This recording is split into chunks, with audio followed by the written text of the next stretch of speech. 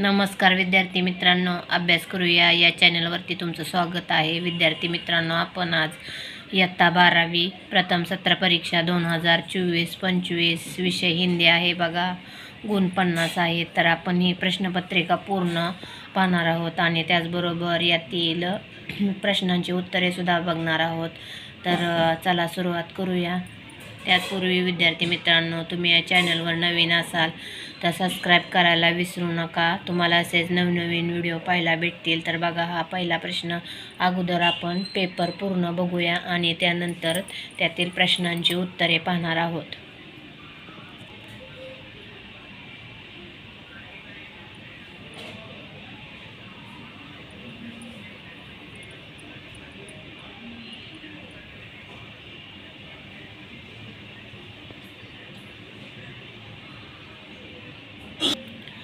तर बघा, हा दुसरा प्रश्न चालू झालेला आहे.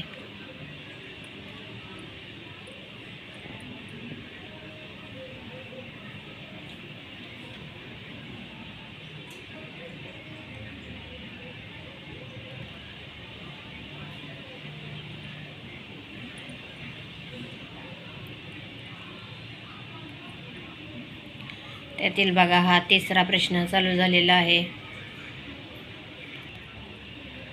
तर बघा, हा प्रश्न तिसऱ्यामधला अ आहे. तर बघा, हा चौथा प्रश्न चालू झालेला आहे.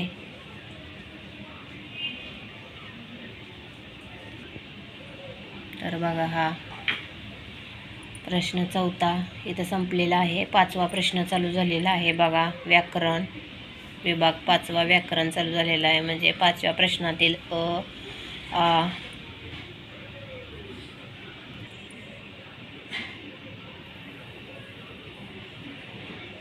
त्यातील बघा ई.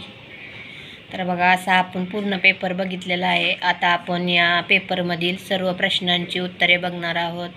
तर व्हिडिओ तुम्ही शेवटपर्यंत नक्की पहा. तर चला आपण पुढील प्रश्नांची उत्तरे पाहायला तर बघा विद्यार्थी मित्रांनो, आपण पेपर पाहिलेला आहे. आता यातील प्रश्नांची उत्तरे बघूया. बघा, पहिला प्रश्न बघूया. तर बघा, प्रश्न अ, निम्नलिखित गद्यांश पढ़कर सूचना के अनुसार कृति की पूर्ण कीजिए. तर बघा, हा गद्यांश आहे, म्हणजेच हा दिलेला आहे.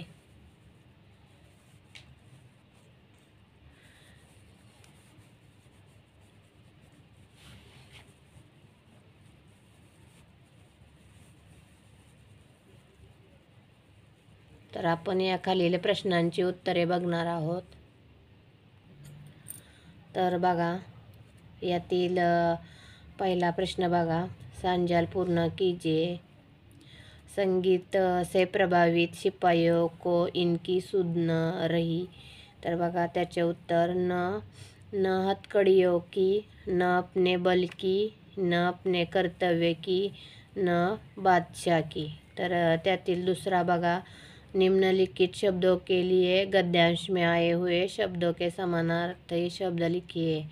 तर बघा, एक समुद्र, सागर, दिन, दिवस, जमीन, भूमी, आसमान, आकाश. तर त्यातील तिसरा प्रश्न बघा, संगीत सुनकर मनुष्य अपनी सुध खो बैठता है. इस विषय पर 40 से 50 शब्दों में अपने विचार लिखिए. तर आपण या प्रश्नाचे उत्तर बघूया. तर बघा, उत्तर, संगीत ऐसी कला है जो श्रोताओं को अपने स्वर लहरियों से आह्लादित कर देती है. संगीत एक गूढ़ विद्या है. संगीत साधक इसमें जितनी गहराई तक जाता है उससे उतने ही मोती मिलते हैं. संगीत का आनंद संगीत विशेषज्ञ तो उठते ही है. जिन लोगों में संगीत कला की समझ नहीं होती वो भी संगीत के स्वर लहरियों को सुनकर झूमने लगते हैं. संगीत की मधुर ध्वनि से लोग अपनी सुध-बुध खो बैठते हैं. संगीत सुनने से मन प्रसन्न होता है. संगीत तनाव कम करने में सहायक होता है और उसे मानसिक शांति मिलती है. संगीत का प्रभाव अद्भुत होता है। उससे उससे केवल मनुष्य नहीं, वातावरण, पशु पक्षी, पेड़ पौधे से प्रभावित होते हैं। संगीत से पौधों की वृद्धि और दुधारू पशुओं के अधिक दूध देने तक की बातें कही जाती रही है। गुणी संगीतकार के संगीत वादन से वर्षा होने लगती है। मधुर संगीत से प्रभाकर होकर लोगों के मन उछलने लगते हैं, उनके मन थिरकने लगते हैं, लोग मस्ती में डूब जाते हैं। संगीत में जादू सा प्रभाव होता है। संसार में शायद ही ऐसा कोई प्राणी होगा जो संगीत की मधुर ध्वनि की धारा में न बह जाता है। तर आपण पुढील प्रश्न बघूया आता।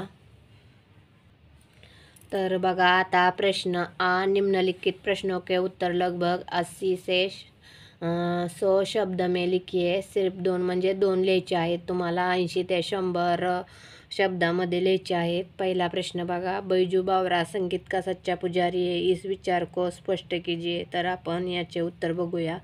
तर 2 प्रश्न बघा 6 मार्काला आहेत, म्हणजेच एक प्रश्न 3 मार्काचा आहे। तर बघा आपण या प्रश्नाचे उत्तर बघू। तर बघा उत्तर, बैजू बावरा ने 12 वर्ष तक बाबा हरिदास के संगीत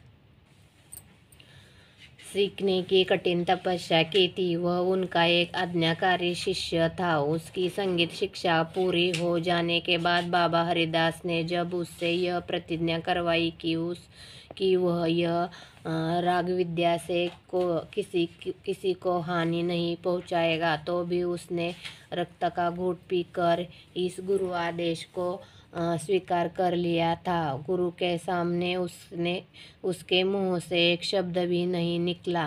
बैजू बावरा की संगीत कला की धाक दूर दूर तक फैल गई थी। उसके संगीत में जादू का असर था। बैजू बावरा को संगीत ज्ञान पर तानसेन की तरह कोई अहंकार नहीं था। गायन युद्ध में तानसेन को पराजित करने पर भी वह अपनी जीत और संगीत का प्रदर्शन नहीं करता, बल्कि वह तानसेन को जीवदान दे देता। वह उससे केवल यह मांग करता है कि वह इस नियम को खत्म करवा दे कि जो कोई आगरा में सीमा के अंदर गाए, वह अगर तानसेन की जोड़ का ना हो तो मरवा दिया जाए। उसकी इस मांग में भी गीत संगीत की रक्षा करने की भावना निहित है।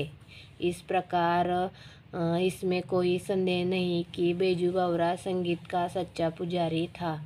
तर बघा आपण पुढील प्रश्न बघूया। प्रश्न दुसरा।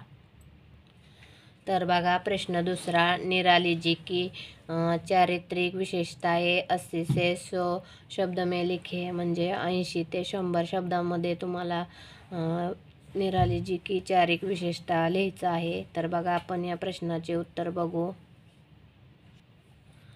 तर बघा उत्तर, निराली जी की मानवता के पुजारी थे। उनमें मानवीय गुण कुट कर भरे हुए थे। उन्हें स्वयं से अधिक दूसरों की अधिक चिंता होती थी। खुद निर्धारित में जीवन बिताते रहे, पर दूसरों के आर्थिक दुखों का भार उठाने के लिए सदा तत्पर रहते थे। आतिथ्य करने में उनका जवाब नहीं था। अतिथियों को सदा हाथ पर लिए रहते थे। उदार इतने थे कि अपने उपयोग की वस्तुएं भी दूसरों को दे देते थे और खुद कष्ट उठाते थे।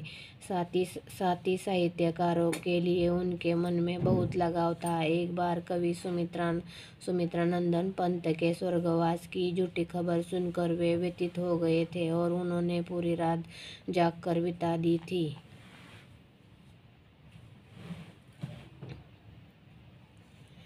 निराली जी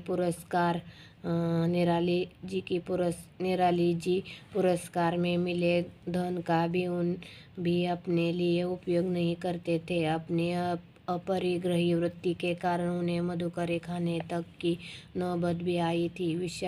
उनका विशाल डील डौल देखने वालों के हृदय में आतंक पैदा कर देता, पर उनके मुख की सरल आत्मीयता इसे दूर कर देती थी। निराला जी से अन्याय सहन नहीं होता था। इसके विरोध में उनका हाथ और उनकी लेखनी दोनों चल जाते थे। निराला जी के आचरण से क्रांतिकारी निराला जी आचरण से क्रांतिकारी थे। वे किसी चीज़ का विरोध करते हुए कठिन चोट करते थे। निराला जी के प्रशंसक तथा आलोचक दोनों थे। वह लोग जहाँ उनकी नम्र उदारता की प्रशंसा करते थे, वही कुछ लोग उनके उद्धत व्यवहार की निंदा करते नहीं थकते थे। निराला जी अपने युग की विशिष्ट प्रतिभा रहे हैं। उनके सामने अनेक प्रतिकूल परिस्थितियां आई, पर वे कभी हार नहीं माने। तर बघा, आपण यातील तिसरा प्रश्न बघूया. तर बघा, तिसरा प्रश्न, पाप के 4 हथियार, पाठ का संदेश लिखे. तर बघा, आपण याचे उत्तर बघूया. तर बघा, तुम्हाला याचे उत्तर लिहायचे आहे. बघा, उत्तर पाप के 4 हथियार. तर बघा, हे संपूर्ण तुम्हाला उत्तर लिहायचे आहे. वाचत बसल्यानंतर व्हिडिओ खूप मोठा होईल, त्यामुळे तुम्हाला हे उत्तर बघून लिहायचं आहे. तर बघा, इस प्रकार लेखक ने पाप के 4 हथियार के द्वारा यह संदेश दिया है कि सुधारकों और महात्माओं की जीते जी उनके विचारों पर ध्यान देने और उन पर अमल करने से ही समस्याओं का समाधान होता है, पर कि स्मारक और मंदिर बनाने से. तर इथपर्यंत तुम्हाला उत्तर लिहायचं आहे. तर चला, आपण पुढील प्रश्न बघूया. तर बघा, पुढील प्रश्न आहे, निम्नलिखित प्रत्येक प्रश्न का मात्र एक वाक्य में उत्तर लिखिए. त्यातील पहिला प्रश्न आहे बघा, सुदर्शन ने इस लेखक की लेखन परंपराओं को आगे बढ़ाया है. तर बघा, ह्यातील एक मार्काला 2 लिहायचं आहेत. एक मार्काचा प्रश्न आहे. तर उत्तर बघूया. तर बघा, उत्तर, सुदर्शन ने मुंशी प्रेमचंद की लेखन परंपरा को आगे बढ़ाया है. तर त्यातील दुसरा प्रश्न बघा, कन्हैयालाल मिश्रा प्रभाकर जी के निबंध संग्रह के नाम लिखिए. आणि तिसरा बघा, आशा राणी होरा जी के लेखन कार्य का प्रमुख उद्देश्य लिखे. तर आपण या दोन्हींची उत्तरे बघूया आणि त्या पुढील 4चे पण उत्तर बघूया. हिंदी के कुछ आलोचकों द्वारा महादेवी वर्मा को दी गई उपाधि का नाम लिखिए. या तिन्ही प्रश्नांचे आपण आता उत्तर बघणार आहोत. तर बघा, उत्तर, कन्हैयालाल मिश्रा प्रभाकर जी के निबंध संग्रह के नाम जिंदगी मुस्कराई, बाजे पायलिया के घुंघरू, जिंदगी लहलहाई, महके आंगन, चहके द्वार. तर बघा, आशा राणी होरा जी के लेखन कार्य का मुख्य उद्देश्य, याचे उत्तर बघूया आपण. विभिन्न क्षेत्रों के अग्रणी रही महिलाओं के जीवन संघर्ष को चित्रित करना और वर्तमान नारी वर्ग के सम्मुख उनके आदर्श प्रस्तुत करना. तर बघा, याचे उत्तर आपण बघितले. आता पुढील प्रश्न. तर बघा, चौथा प्रश्न, हिंदी के कुछ आलोचकों द्वारा महादेवी वर्मा को दी गई उपाधि का नाम लिखे. तर बघा, कुछ हिंदी आलोचकों द्वारा महादेवी वर्मा को आधुनिक मीरा की उपाधि दी गई. तर बघा, या पुढील प्रश्न म्हणजे प्रश्न दुसरा बघूया. तर बघा, प्रश्न दुसरा, निम्नलिखित पद्यांश पढ़कर सूचना के अनुसार कृती पूर्ण कीजिए. बघा, ही कविता आहे. तर आपल्याला या खालील कवितेची प्रश्न बघायचे आहेत. तर बघा, त्यातील पहिला, एक सहसंबंध लिखिए. बघा, त्यातील बघा, पहिला आहे, मोह को जलाकर और घिसकर बनाइए. तर बघा, यातील तुम्हाला हे जे दिलेले आहेत, यातील इथं संबंध म्हणजे इथं लिहायचं आहे, त्याच्या पुढे जोडी लिहायची आहे. तर बघा, जोडी लिहायची आहे. पहिल्याचं आहे बघा, तर हे स्याही इथं लिहायचं आहे. त्यातील दुसरं बघा, श्रेष्ठ कागज बनाना है इससे. तर बघा, इथं चौथ्याचं इथं मती लिहायचं आहे. तीसरा, संसार में हरि का नाम नाम न भूलने वाले. तर बघा याला पहिलं म्हणजे विरले इथं लिहायचं आहे. आणि 4, जिसने प्रभु के नाम की माला जपी उससे, इथं दुसरं लिहायचं आहे, प्रभु के दर्शन. म्हणजे इथं क्रम दिलेले आहेत बघा, 1 2 3 4 असे. हेच फक्त बदलायचं आहे, हे आहे तसं लिहायचं आहे. तर बघा त्यातील दुसरा प्रश्न बघा, निम्नलिखित शब्दों के उपसर्ग हटकर पद्यांश में आए मूल शब्द ढूंढकर लिखिए. तर बघा हा पहिला प्रश्न, हा शब्द बघा, सुमतीला मती आलेला आहे, सद्गुणला गुण, निर्जनला जन आणि अहिंसाला हिंसा. तर बघा आलेला आहे, शब्द लिहायचा आहे. आणि तिसरा बघा, गुरु का महत्व इस विषय पर अपने विचार 40 से 50 शब्दों में लिखे. तर बघा हे 2 मार्काला आलेलं आहे. तर आपण याचे उत्तर बघू. तर बघा त्या प्रश्नाचं उत्तर बघा, ज्ञान की कोई सीमा नहीं, विभिन्न क्षेत्रों में भिन्न भिन्न प्रकार की ज्ञान की आवश्यकता होती है. तर बघा असा पूर्ण प्रश्नाचे त्या उत्तर लिहायचं आहे तुम्हाला. बघा शेवट बघा, गुरु महान होता है, गुरु ही हमें गलत या सही भेद करना सिखाते हैं, वे अपने मार्ग से भटके हुए लोगों को सही मार्ग दिखाते हैं, यह सच है की गुरु के बिना ज्ञान नहीं होता. तर बघा हे संपूर्ण तुम्हाला असे उत्तर लिहायचं आहे. बघा इथून ज्ञान को कोई सीमा नहीं, इथपासून ते यह सच है की गुरु के बिना ज्ञान नहीं होता इथपर्यंत तुम्हाला हे उत्तर लिहायचं आहे. तर बघा आता त्यातील पुढील प्रश्न दुसऱ्यातला आपण बघूया. बघूया, निम्नलिखित पद्यांश पढ़कर सूचना के अनुसार कृतियाँ पूर्ण कीजिए. बघा ही कविता आहे. तर बघा कविता दिलेली आहे. त्यातील पहिला प्रश्न बघा, कृती पूर्ण कीजिए. पेड़ द्वारा प्राप्त वस्तूए. बघा कुर्सी, मेज, आसन, दवा आणि कलम. हा तुम्हाला पूर्ण करायचे आहे कृती. बघा प्रश्न त्यातील दुसरा बघा, निम्नलिखित शब्द के वचन बदल कर लिखिए. बीमारी, दवाइयाँ, कुर्सी आणि चीजे. तर बघा त्यातील बघा, निम्नलिखित मुद्दों के आधार पर सच हम नहीं, सच तुम नहीं. कविता का रसास्वादन कीजिए. 1, रचनाकार का नाम. 2, पसंद की पंक्तियाँ आणि 3, पसंद आने का कारण. तर बघा आपण याचे आता उत्तर बघूया. तर बघा त्यातील रचनाकार का नाम, तर नाम लिहायचं आहे तुम्हाला, डॉक्टर जगदीश गुप्ता. रचनाकारचं नाम आहे डॉक्टर जगदीश गुप्ता. तर दुसरं काय आहे, पसंद की पंक्तियाँ. तर बघा पसंद की पंक्तियाँ तुम्हाला लिहायचं आहे. कविता की पसंद की पंक्तियाँ इस प्रकार है, अपने हृदय का सत्य, अपने आप हमको खोजना, अपने नयन का नीर, अपने आप हमको पोंछना. तर बघा इन पंक्तियों से अपनी समस्याओं को पहचानने और उनका समाधान ढूंढने के लिए बिना किसी की सहायता की उम्मीद किए स्वयं कमर कस कर तैयार होने की प्रेरणा मिलती है. आणि तिसरा आहे बघा, पसंद आने का कारण लिहायचं आहे. तर बघा कवि ने इस पंक्ति में यह बताया है कि संघर्ष में असफलता हाथ लगे तो भी निराश होने की ज़रूरत नहीं है, हमें अपनी आँखों के आंसू पोंछकर फिर से हिम्मत के साथ संघर्ष में जुट जाना है. तर बघा आपण त्यातील पुढील प्रश्न बघूया. तर बघा, साहित्य संबंधी ज्ञान पर आधारित केवल एक प्रश्न का उत्तर लिखिए. तर बघा पहिला, वृंदाजी का पूरा नाम लिखिए.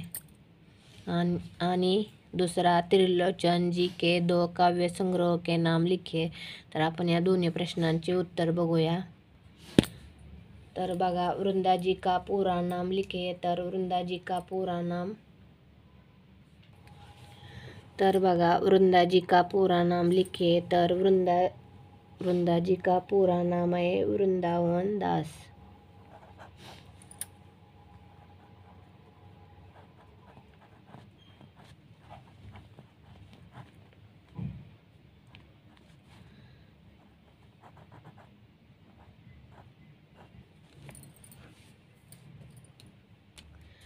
तर बघा, वृंदाजी का पूरा नाम वृंदावन दास।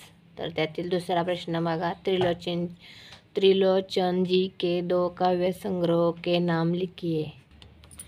बघा, त्रिलोचन जी के कुल 5 काव्य संग्रह आहे, तुम्हाला 2 लिहायचं आहेत, कोणते पण लिहा 2।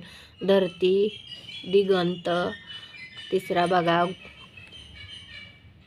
गुलाब और बुलबुल, 4 उस जनपद का कवि हूँ, आणि 5वा बघा सबका अपना आकाश। तर यातील तुम्हाला कुठले पण 2 लिहायचे आहेत। तर चला आपण पुढील प्रश्न बघूया। तर बघा, प्रश्न तिसरा आहे, निम्नलिखित काव्य पंक्तियों को पढ़कर सूचनाओं के अनुसार कृतियाँ पूर्ण कीजिए।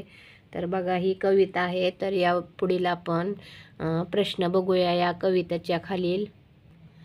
तर बघा, ही कविता आहे, त्याखालील आपण प्रश्न बघूया।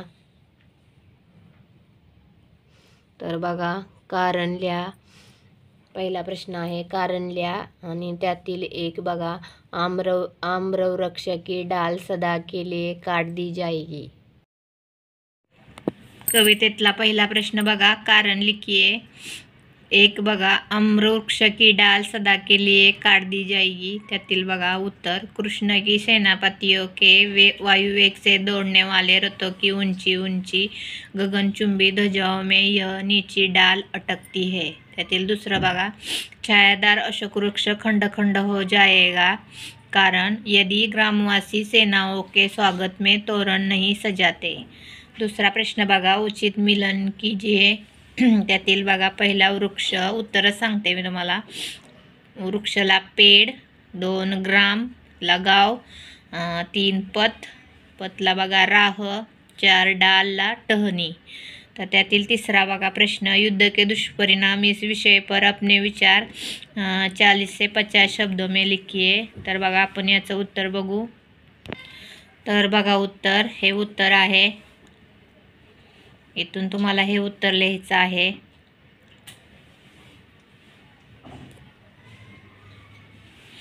इथपर्यंत बघा, युद्ध और शांति एक दूसरे के विरोधी है, इस तरह युद्ध से विनाश और शांति से विकसित होता है। तर आपण आता पुढील प्रश्न बघूया। प्रश्न चौथा बघा, निम्नलिखित में से किसी एक का उत्तर 80 से 100 शब्दों में लिखिए। एक, पल्लवन की विशेषताएं स्पष्ट कीजिए। तर बघा, आपण याचं उत्तर बघूया। तर बघा, पल्लवांची विशेषता आहे बघा, इथून आहे। पल्लवन का अर्थ आहे विस्तार अथवा फैलाव, इथून सुरुवात करायची आहे ते तुम्हाला। तर बघा, इथून 7, 8, 9 स्पष्टता बघा शेवटला आहे, तिथपर्यंत लिहायचं आहे।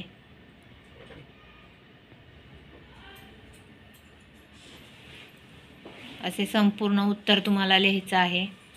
त्यातील आता पुढील प्रश्न बघूया आपण। फीचर लेखन के सोपानों को स्पष्ट कीजिए अथवा सही विकल्प चुनकर फिर से लिखिए। म्हणजे तुम्हाला दोन्हीपैकी एक लिहायचं आहे बघा। सही विकल्प चुनकर वाक्य फिर से लिखिए, नाहीतर वरचं ते पल्लवन की विशेषताएं स्पष्ट करे, या 2 प्रश्नापैकी एक, नाहीतर खालील प्रश्नापैकी, या दोन्हीपैकी कुठले पण एक लिहायचं आहे। तर चला आपण 2 फीचर लेखन की सोपानों को स्पष्ट कीजिए। तर बघा उत्तर, फीचर लेखन की प्रक्रिया के निम्नलिखित सोपान है। तर बघा, इथून 1 प्रस्तावना, 2 विवरण अथवा मुख्य कलेवर, 3 उपसंहार आणि 4 शीर्षक।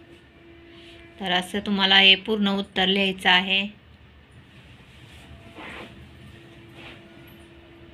आता आपण पुढील प्रश्न बघूया। तर बघा, पुढील प्रश्न, सही विकल्प चुनकर वाक्य फिर से लिखिए। त्यातील पहिला बघा, हिंदी में यह शब्द अंग्रेजी में एक्सपेंशन शब्द के रूप में आता है। पर्याय 4 दिलेले आहेत, त्यातील पर्याय ई बघा, पल्लवन उत्तर आहे। तर आपण दुसरा प्रश्न बघूया। फीचर लेखन के लिए सर्वश्रेष्ठ फीचर लेखन का राष्ट्रीय पुरस्कार टिंब दिया गया है। पर्याय 4 आहेत बघा, अ, आ, ई, त्यातील अ स्नेहा। तिसरा बघा, पल्लवन का अर्थ है विस्तार। पर्याय 4 दिलेले आहेत। आणि चौथा बघा, फीचर लेखन होना चाहिए। पर्याय 4 दिलेले आहेत, त्यातील पर्याय अ बघा, भावना प्रदान। 5 बघा, निम्नलिखित में से किन्हीं 4 के पारिभाषिक शब्द लिखे। बघा इथं सगळं तुम्हाला दिलेले आहे लिहून। जे 8 शब्द आलेले आहेत त्यातील 4 शब्द लिहायचे आहेत। तर बघा त्यातील पुढील प्रश्न बघूया। 5वा व्याकरण। 5 बघा, निम्नलिखित पंक्तियों के उद्धृत अलंकारों के नाम पहचान कर लिखिए। कोणते पण 2 लिहायचे आहेत बघा। पहिला आहे, पायो जी मैंने राम रतन धन पायो। बघा हा रूपक अलंकार आहे।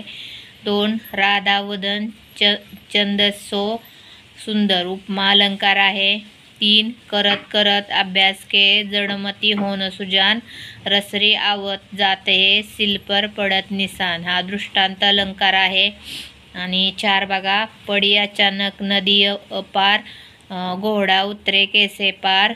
राणा ने सोचा इस पार तब तक चेतक था उस पार। अतिशयोक्ती अलंकार आहे। त्यातील आपण पुढील प्रश्न बघूया। आ, तर बघा, निम्नलिखित पंक्तियों में उद्धृत रस पहचान कर उनके नाम लिखिए। 2 लिहायचे आहेत कोणते पण। 1 सुडुक सुडुक धाव से पिल्लू मवाद निकाल रहा है। नासिका से श्वेत पदार्थ निकाल रहा है बीभत्स रस। तर बघा दुसरं बघा, राम के रूप निहारती जानकी कंकन के नक्की परछाई याते सबे सुधी भूल गई करटे की रही पल टारत नाही। शृंगार रस आहे। 3 तू दयालु दीन हाव तू दानी हो भिकारी। हा प्रसिद्ध पातकी तू पाप पुंजहारी भक्ती रस आहे। 4 माला फेरत जुग भया गया न मन का फेर कर का मन का डारी के मन का फेर। शांत रस आहे बघा हा शांत रस। त्यातील ई बघा, निम्नलिखित वाक्यों को शुद्ध करके वाक्य फिर से लिखिए। बघा यातील कुठला शब्द तुम्हाला फक्त बदलायचा आहे आणि वाक्य तसंच लिहायचं आहे। 1 नए मूल्यों का निर्माण करना है। निर्माण हा शब्द फक्त बदलायचा आहे आणि वाक्य जसे आहे तसे लिहायचं आहे। 2 परंतु अज्ञान भी अपराध है। बघा परंतु आणि अज्ञान हे 2 शब्द परत लिहायचं आहे बघा। परंतु आणि अज्ञान ग आहे तिथं ज्ञ लिहायचं आहे ज्ञान। आणि 3 बघा, लोगों ने देखा और हैरान रह गया। तर बघा गयाचं फक्त गय करायचं आहे आणि वाक्य आहे तसं लिहायचं आहे। तर बघा 4 दिलीप उच्च शिक्षा के लिए लंदन चली गया। तर बघा दिलीप उच्च शिक्षाचं क्षत्रियाचा लिहायचं आहे आणि के लिए लंदन चला गया, कारण दिलीप हा स्त्रीलिंग नसून पुल्लिंग आहे त्यामुळे चला गया। तर बघा ई, निम्नलिखित मुहावरों के अर्थ लिखकर उचित वाक्य में प्रयोग कीजिए। 4 दिलेले आहेत बघा, त्यातील 2 लिहायचे आहेत। पहिला बघा, वाहवा करना। तर बघा वाहवा करना प्रशंसा करना। वाक्य बघा, सितार वादक रविशंकर का सितार वादन सुनकर श्रोता वाह वाह कर उठते थे। दुसरा बघा, जान बख्शना। तर बघा याचा आपण बघूया अर्थ बघा, जीवदान देना। वाक्य, डाकुओं ने सेठ की संपत्ति लूट ली पर उनकी जान बख्श दी। त्यातील 3 बघा, टस से मस न होना आणि 4 आँखों में धूल झोंकना। तर बघा टस से मस न होना अर्थ आहे बिल्कुल प्रभाव न पडना आणि वाक्य, मालिक ने संजय को चाय लाने को कहा लेकिन संजय टस से मस न हुआ। त्यातील बघा आँखों में धूल झोंकना. चौथं त्याचा अर्थ आहे धोका देना. आणि वाक्य आहे साइबर से अच्छे अच्छे लोगों की आँखों में धूल झोंककर लाखों रुपये पेट लिए जाते हैं. तर बघा विद्यार्थी मित्रांनो, आपण असा 12वीचा प्रथम सत्र परीक्षेचा 2024-25चा हिंदी या विषयाचा आपण पेपर बघितलेला आहे. तरी विद्यार्थ्यांनो, तुम्ही या चॅनलवर नवीन असाल तर सबस्क्राईब करायला विसरू नका. आणि व्हिडिओ शेअर करा, लाईक करा. आणि या चॅनलवर नवीन असाल तर सबस्क्राईब करा. व्हिडिओ शेवटपर्यंत बघितल्याबद्दल विद्यार्थी मित्रांनो तुमचे खूप खूप धन्यवाद.